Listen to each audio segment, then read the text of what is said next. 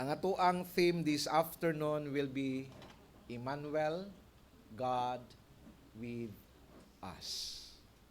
Ang Dios kauban gyud nato. And our text is found in John chapter 1 verse 14.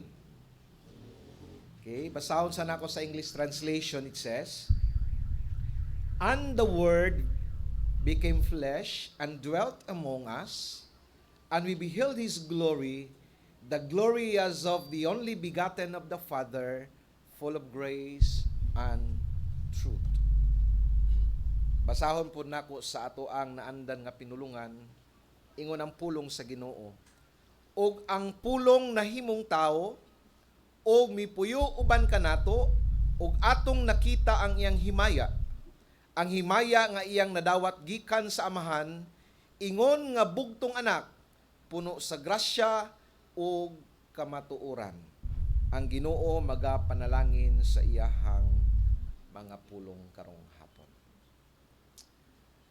Let me bring you to the history, no? I like this one. History is very important, no? Ang sabi na sa Bisaya ng history? Kasaysayan, no? So, atong tan-awon ang kasaysayan because history is about His story. No? Walay history sa kalibutan gawa sa istorya mahitungod kang Kristo. Kay nahimo ang kalibutan pinaagi kaniya, tungod kaniya ug alang kaniya. Amen. So, history is His story. And it's very important tungod kay ang sugilanon ni Kristo, sugilanon mo unsab nimo, sugilanon mo unsab nako, og sugilanon natong tanan. Can you say amen? Tagaan natog buhi nga palakpak ang ato ang buhi nga Dios. Okay, so gikan sa last book of the Old Testament, balik ta sa history, gikan sa last book sa Old Testament, ngadto sa first book sa New Testament, dunay 400 katuig ang gap bago nahisulat ang unang libro sa New Testament. And that is the book of Matthew. So, ingon pod ang ubang mga writers, scholars, dili pod ang Matthew ang first book sa New Testament. So, dili na lang nato na tukion. That's another lesson. Basta, dunay 400 years nga gap gikan sa last book sa Old Testament ngadto sa first book sa New Testament. Okay, nasabtan? O kana siya nga gap, gitawag kana siya 400 years of divine silence. So, walay libro nga nahisulat ni anang panahona. Walay kapadayagan gikan sa Ginoo. Walay propeta nga gigamit ang Dios nga magabuhat og libro. So diha na nasulat katong mga apocryphal books. Tong naa sa katong Tobit, Judith, katong dragon, si Bel og si dragon, dinhi na sa nasulat aning 400 silent years. No mo nang wala nato na siya gina-appeal sa atong balaan nga kasulatan tungod kay that are historical books, not inspired books. Sublion ko, dili siya dautan nga mga libro ha, because that is a historical book. Muna ang nahitabo ni aning 400 silent years.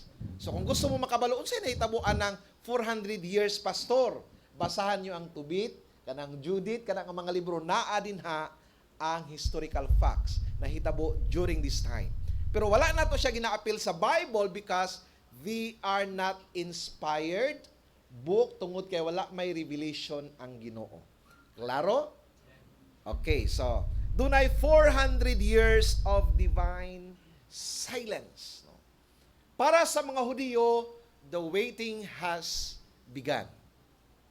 So, ang ilang pagpaabot sa gisaad nga Misaya nagsugod na. They were waiting. Kanus aba moabot ang gisaad nga manluluwas. Ya dili pa lali magpaabot ig suon.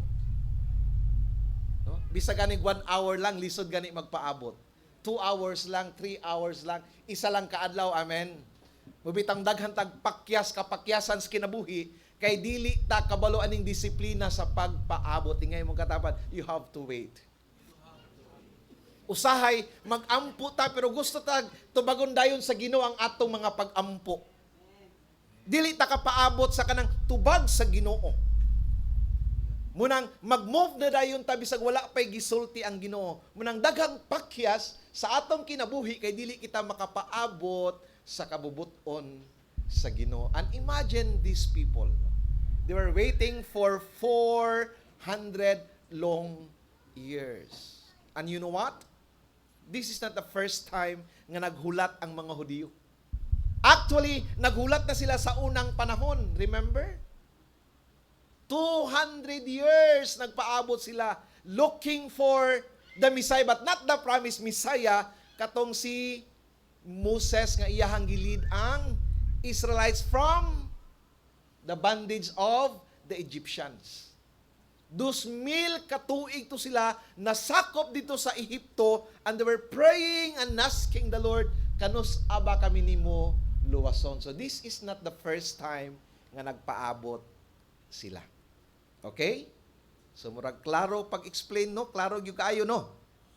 Oh, palakpakan po natong Ginoo. So I hope wala nay malibog. Okay, so the waiting of the arrival of Christ has begun.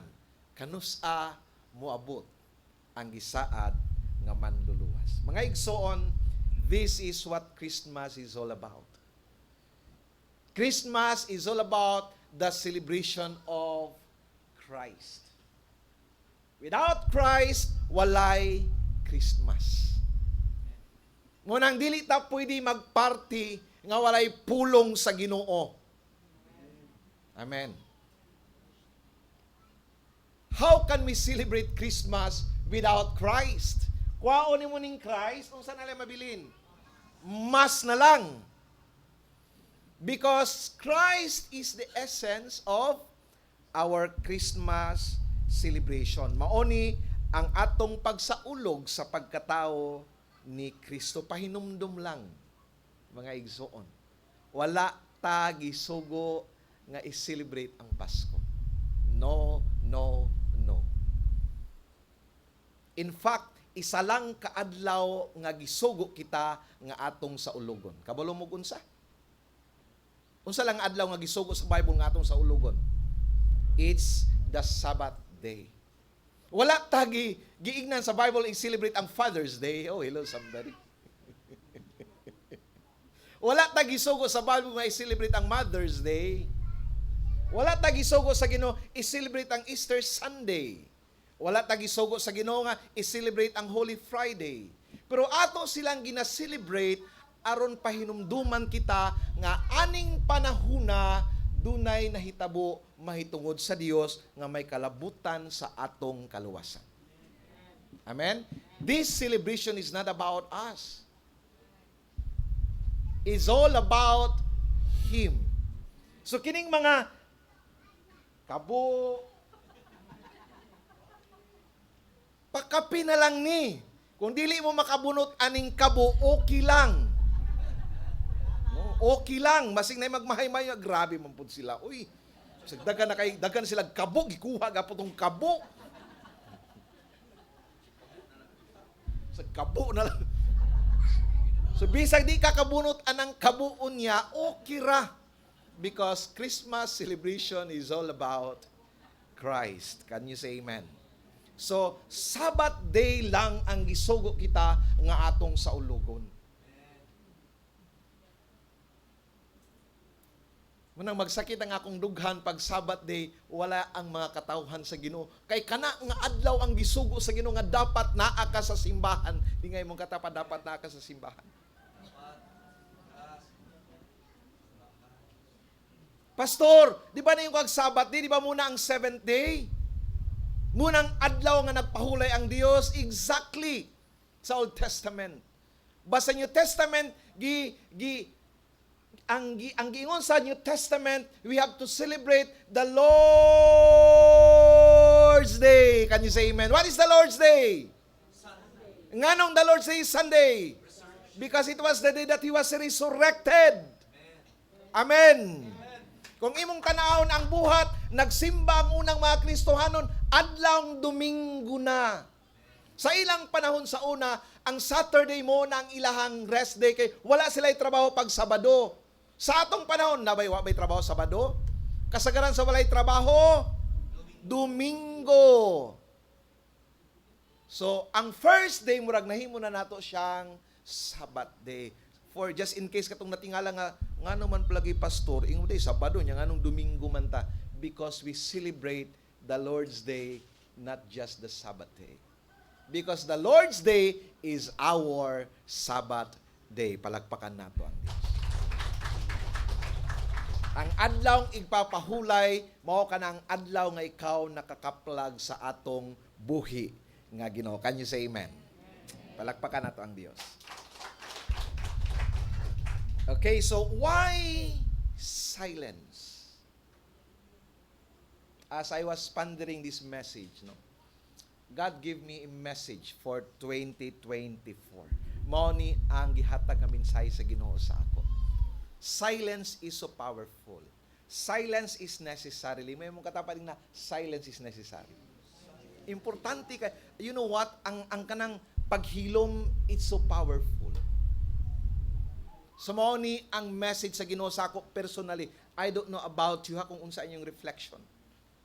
Unsa nga akong na-learn from this message? Year 2024, I will disconnect myself sa tanang mga tao. Tanan, ha? Tanan. Sa tanang mga gadgets. Sa tanang ministry. That includes the church. Year 2024, ha? I-disconnect nako ang akong kaugalingon. Apil akong asawa na sa tanang mga tao. Just for 1 hour every day. Nakuratan mo no. Nakuratan mo.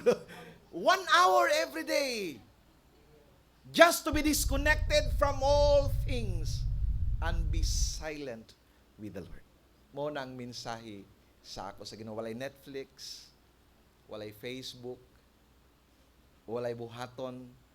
Kung nag-drive ko, I will stop driving. Just be silent with the Lord. I don't know about you kung unsa ang mensahe sa Ginoo sa inyong mga igsoon. Ang silence is the true reflection sa Pasko. Sa gingon sa kanta, Holy. Silent night. Pero isabay si Pastor John. Silent night, holy night, all is calm, all is bright, round you.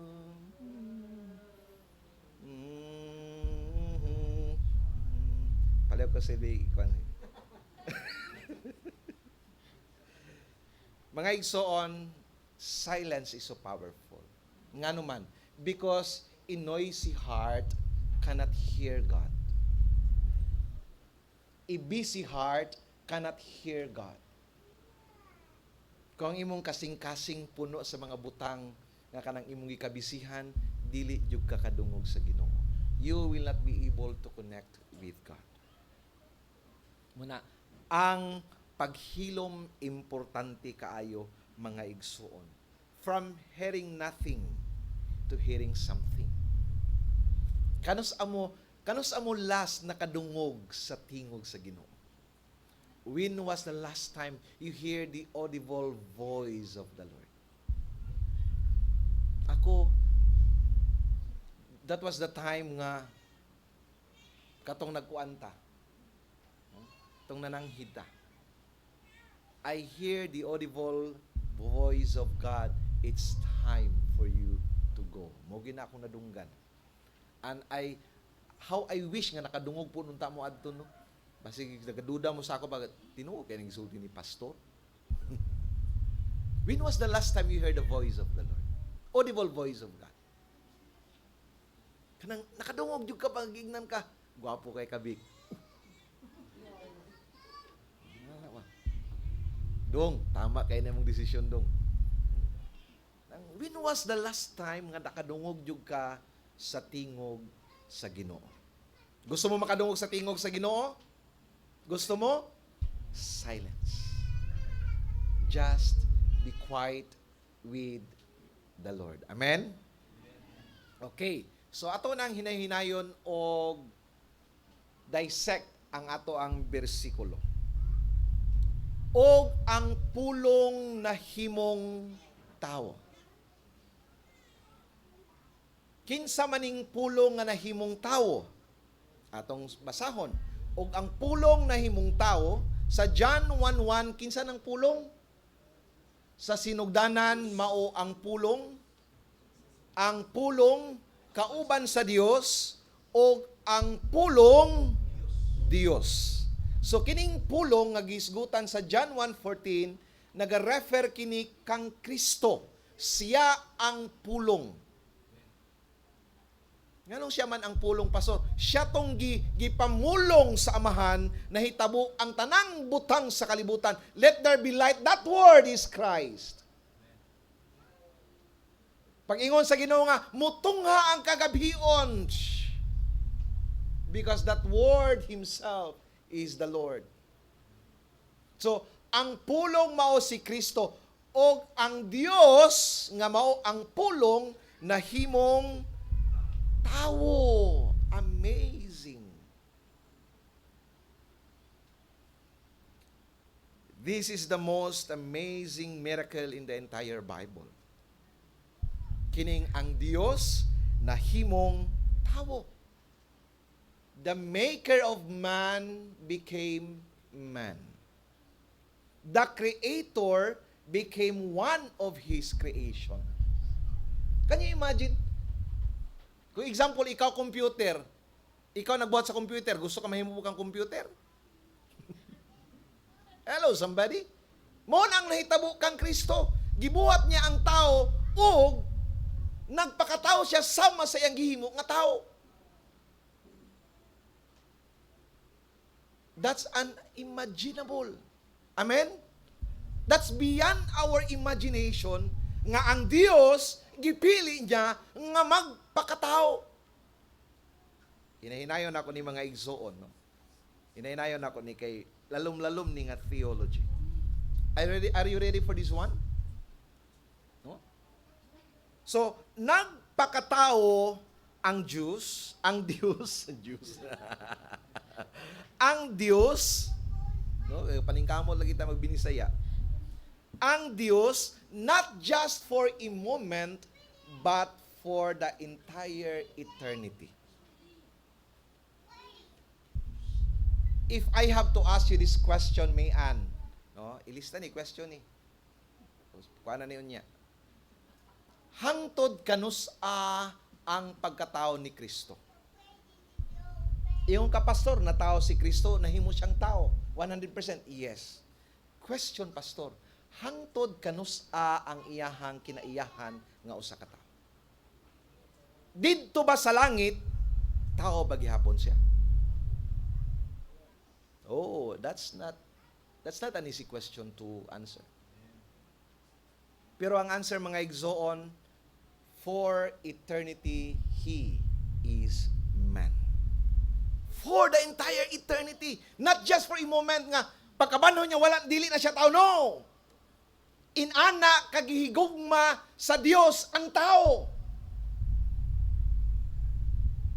Nagpakatao. Say, this is the heart of Christianity. Dili siya murag tao. Tao, gyud si Kristo. He is both God and human. Dios, 100%, tao, 100%. That's 200%. No. That's not 200%. Para masabtan ninyo, kasi na coin.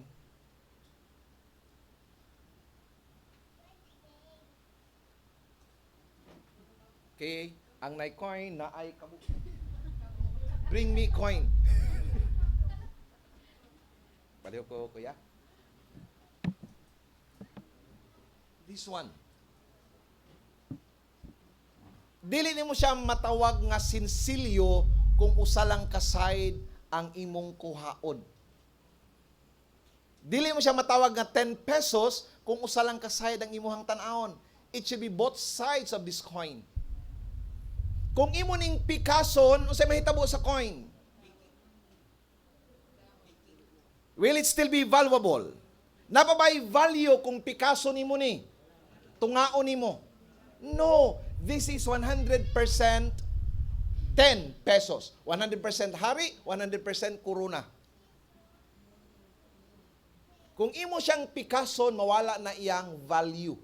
Di na ni madawat, maupod ang Dios. Kung kuhaon nimo ang kamatuoran nga siya tao, gikuha nimo ang value sa pagka-Dios ni Kristo. This is the heart of Christianity. This is, kung ato ning tan-awon sa theological term, gitawag ni siya hypostatic union. Two natures in just one person. 100% Diyos si Kristo, 100% tao si Kristo. Salamat kayo sa pinaskuhan. So, klarohon ako dili siya 50-50. Nga 50% Diyos si Kristo, 50% tao si Kristo. No, 100% tao si Kristo, 100% Diyos si Kristo. Munang na-amaze yung kay ko ba? As God, He doesn't have limitations. Pero sa diyang nagpakatao siya, butangan niya ka ng limitations ang iyang kaugalingon. Gutom mo na siya. Pwede na siya makasala. Bumito itong gitintal siya, kay tao man siya. Pero wagid siya makasala. Because you can never tempt God. Di ba niyo matintal ang Ginoo, pero tao man siya atong panahon na. He is 100% tao. So, ato ning klarohon mga igsuon. Ha? Okay. Padausos ko og jutay. Wala siya nahimong Dios at some point of time. Nahimo siyang tao at some point of time. Pero ang iyang pagka-Diyos, He was God even in the eternity past. Klarohon ko Sa pagka-Diyos ni Kristo, Diyos na siya kaniadto karon ug sa walay katapusan. He was God. He is God. Nobody makes Him God. Klaro Pero sa iyang pagkatao nga kinaiyahan, nagsugod sa diyang gipanamkon siya og natao siya gikan kang Maria. Klaro? So, ang iyang pagka-Diyos, gidugang ang iyahang pagkatao without ceasing to be God. Wala ni undang ang iyang pagka-Diyos. Naku yung nadunggan usay nga, gibiyaan niya ang iyang pagka-Diyos. Wala niya biyai ang iyang pagka-Diyos. He was 100% God and 100% man. Wala niya biyai ang pagka-Diyos. Pero wala niya gigamit sa Pilipos, wala niya gigamit ang iyang privilege sa pagka-Diyos samtang naa siya sa yuta. Gikalimtan niya ang tanan, but He was God. Katutanang iyang mga milagro to, tungod sa iyahang kasuod sa Ginoo as man.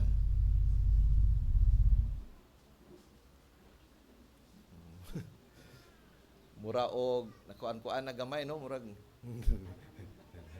naglutaw na mo gamay, no? Okay, so again, wala siya miundang pagka-Dios.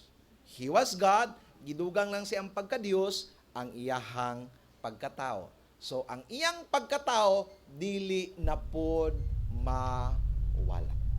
So, mabita ng pag-abot nato sa langit, we will see Him face to face, tungod kay may tao man siya nga kinaiyahan.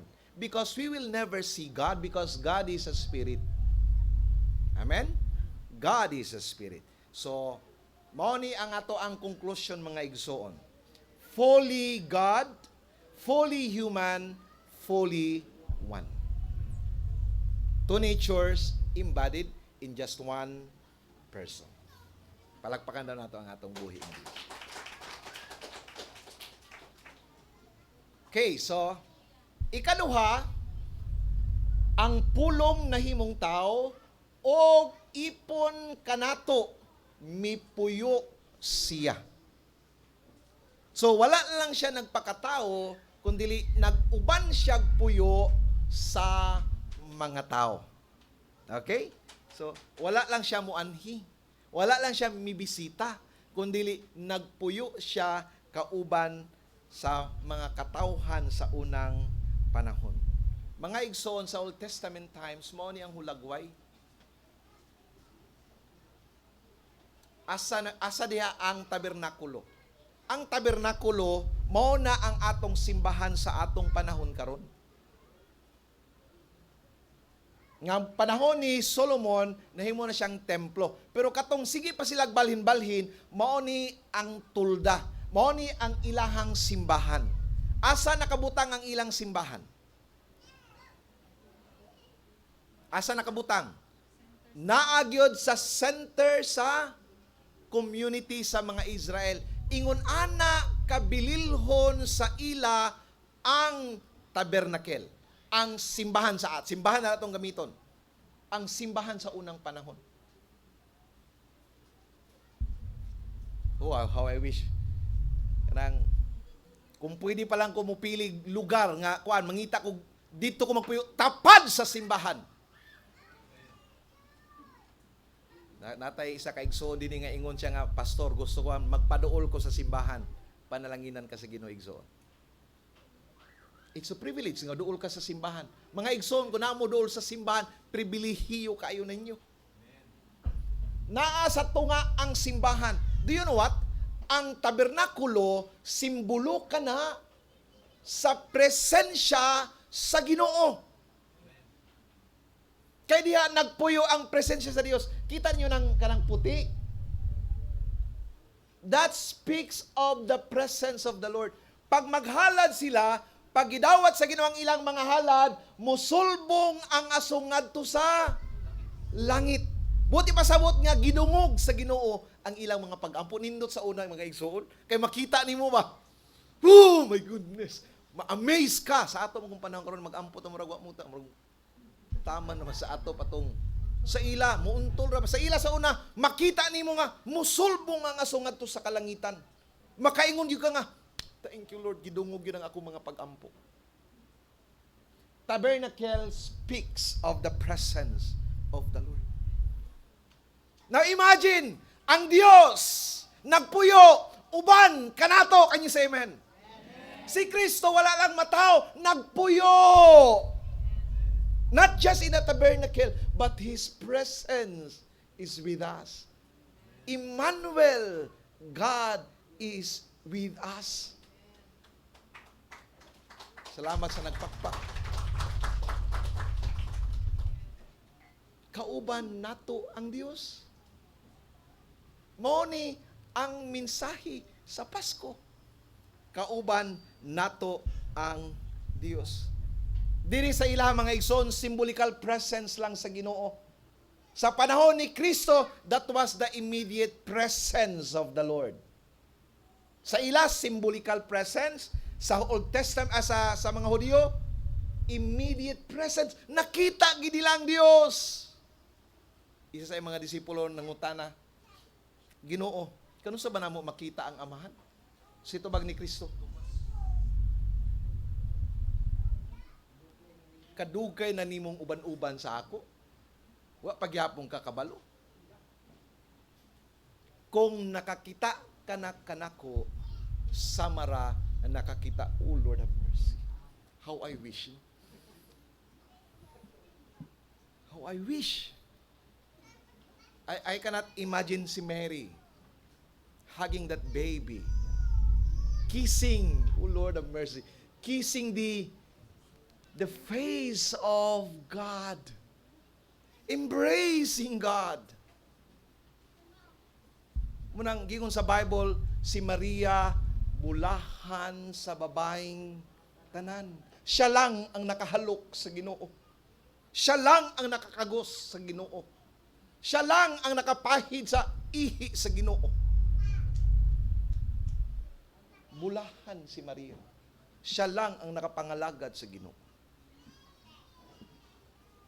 Amen? Imagine ka ng iyang Iya bitang kugos-kugos. Sana, Mary, did you know that baby boy? Na, na, na, na. Mary, did you know? Na, na, na, na. It one day will save you. Wa kabalo si Maria, nga kining bata nga yang gikukos-kugos, one day may mahimo niyang luwas. Did you know? Did we know? Kabalo bata nga si Kristo ang atong manluluwas. Itagaan nato og buhi nga palakpak ang atong Dios. Mao ni ang gigon sa Matthew 1:23. Sa English translation, the virgin will conceive and give birth to his son.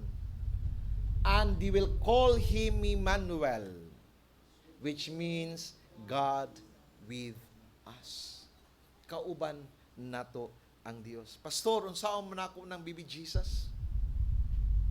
Ang akong need karon, Pastor, kwarta. Pang-celebrate sa Pasko. Ang uban nakadawat og 13 man kami.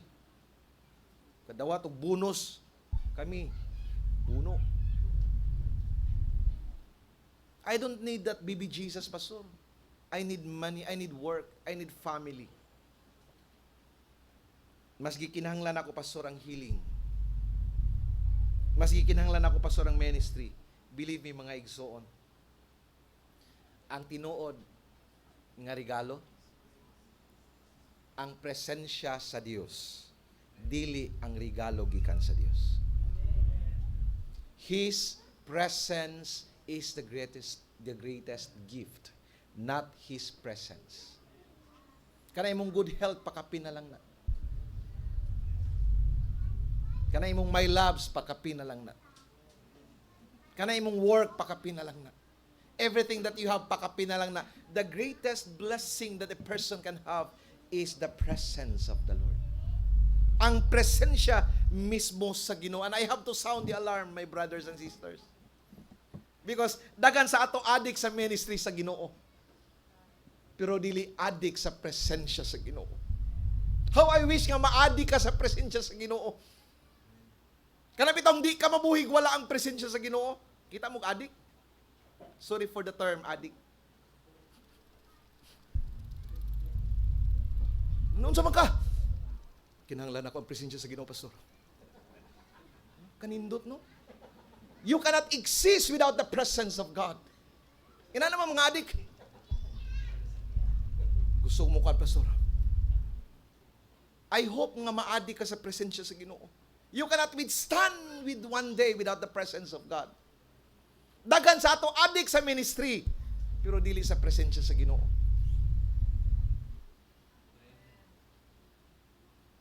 Yes, ministry importante kay na atubagan sa Ginoo. Importante kay ng ministry. Music team importante kayo, evangelizing importante kay na, Bible tanan pagsimba importante kay ni mga igsoon. Pero it cannot replace the presence of the Lord. Ministry cannot replace the presence of God. And the word of God to me, disconnect from the ministry just for 1 hour and spend time with me this year 2024. Bisag ministry, I have to shut it down. Bisi na kay buhat og wali. Nakalimot na pagpangita sa presensya sa iyang giwali. Amen. Mga igsoon, trabaho importante kaayo, but it cannot replace the presence of God. Kwarta tinuod importante gid kaayo na. Di man ta ka-celebrate ani kung wa tay kwarta, but it cannot replace the presence of the Lord. Mayang lawas, of course, importante kaayo na. But let me remind you that it cannot replace the presence of the Lord. Mga igsoon, I hope, no, we will seek the guide more than the guidance. How many times you pray, Lord, guide me. Lord, I pray for your wisdom. How about praying, Lord, give me your presence. We need the guide more than the guidance. Guidance is just temporary.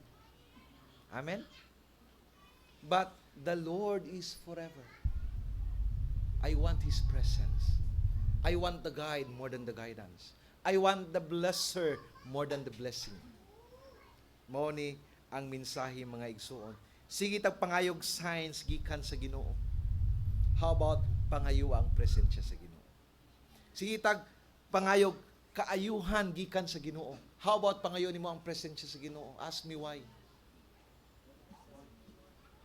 Ask me why. Because wherever His presence is, there is healing. Wherever His presence is, there is always guidance. Ayaw pangayuan iyang kaayuhan, pangayua ang presensya. Ayaw pangayua ang humility. Ask the Lord. Because wherever He is, you will be humble. I look at that clips, katong video clips sa Facebook. Pangutana siya sa pastor, Brad, wala na kay simba-simba, Brad.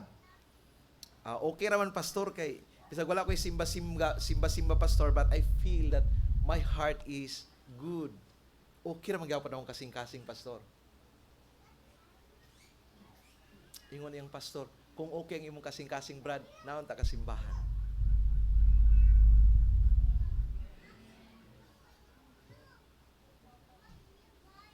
Okay naman ko, pastor. Nag-aampo man gihapon ko. Nag-evangelize gihapon ko. Quiet time gihapon ko. Okay kaya nga mong relasyon sa Ginoo. Kung okay ang inyong relasyon sa Ginoo, dapat naa ka simbahan. Amen? Ayaw baka kaya ang inyong kaugalingon mga igsoon.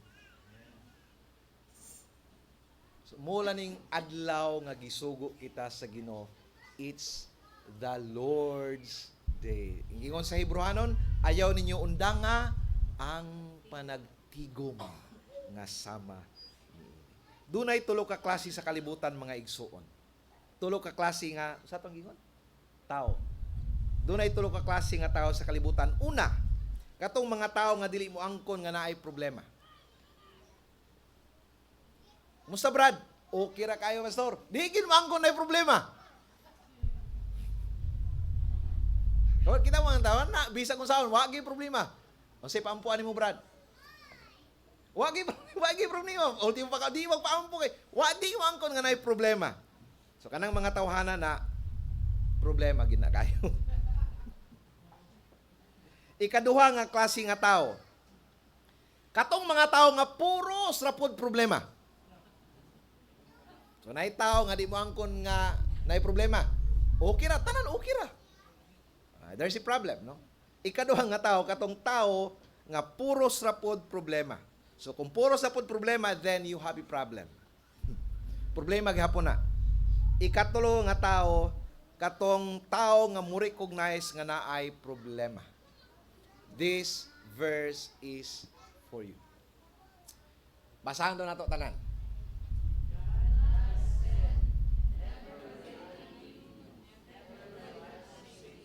So we say with confidence, the Lord is my helper. I will not be afraid. What can mere mortals do to me? Never will I leave you, God said, and never will I forsake you. So para na sa mga taong nag-recognize nga dunay problema. Mga igsoon, Emmanuel means there is peace. Dunay kalinaw. We need this one. Dagay mga panahon sa atong kinabuhi nga wala na takabalon sa unta atong buhaton. Brad Noel, di ba? Dagay mga panahon sa atong kinabuhi nga wala na takabalon sa atong buhaton. Makamata pa ba ko ani ugma, Lord? Makasugakod pa ba ko ani Ginoo? Dagay mga panahon. Upon the word Emmanuel, because God is with us, nabuti pasabot nga pwede ta makaangkon og kalinaw taliwala sa atong kahimtang. Tungod kay naa man ang Ginoo og nagsaad siya nga dili ta niya biyaan, dili ta niya pasagdan. Can you say amen? So, ang kalinaw ng mga igsoon mao ni, peace is not the absence of something. Peace is the presence of someone. And that someone is the Lord. Kung wala lang taning mga bataa sa among kinabuhi ba, malinawon mo ta kay mi? Kung wala lang ning problema, malipayon gid unta mi. No, that's wrong. Happiness is not the absence of something or the presence of something. Happiness is the presence of someone. Can you say amen? Ang kalipay, ang kalinaw, matagamtaman lamang nato igsuon kung naa sa ato si Kristo. Talikdan man ka sa kalibutan, pero ang Dios nga naghimo sa kalibutan, dili gyud mo talikod sa imo. Talikdan man ka sa tanang tao sa kalibutan, but the God who made the earth will never forsake you, will never leave you. He is our pillar of clouds in the morning and pillar of fire in the evening. I like what happened to Moses. Pwede ba, Jay? Exodus 33:21 to 23. Exodus 33:21. 21 to 21 to 33.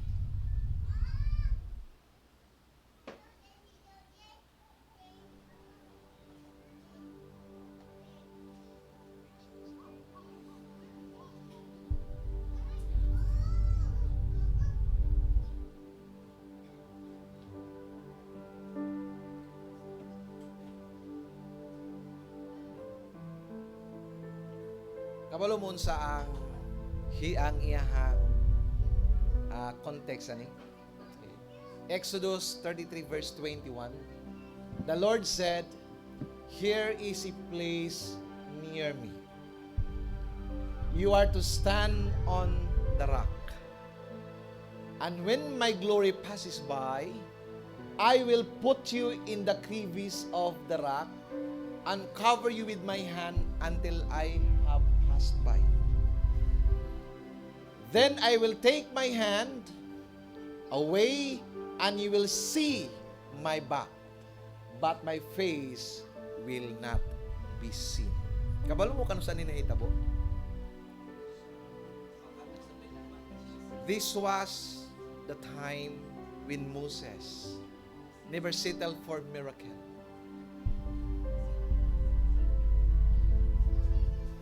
Never settle for signs. Di ba gignan siya sa Ginoo, ang akong anghel, mag-uban sa inyo. Dado mo niya sa land of promise. No, Lord, no. Kung dili ka mag-uban sa amo, then we will not go. Moses did not settle for the miracles. Did not settle for the blessings. He want to see the glory of God. Lord, I want to see you. Please, just one time, pakita ako Ginoo sa imong himaya. Tungod kay buutan pug kaayo ang Dios. Ingon ang Ginoo, sige. Mulabay ko, pero kinanglan mo tago ka sa bato. Because you will never be allowed to see me fully. Because if you will see me, you will die. Mga igsoon, it's my prayer na sama unta kang Moses, we will never settle for miracles. We will never settle for blessings. We will ask for the presence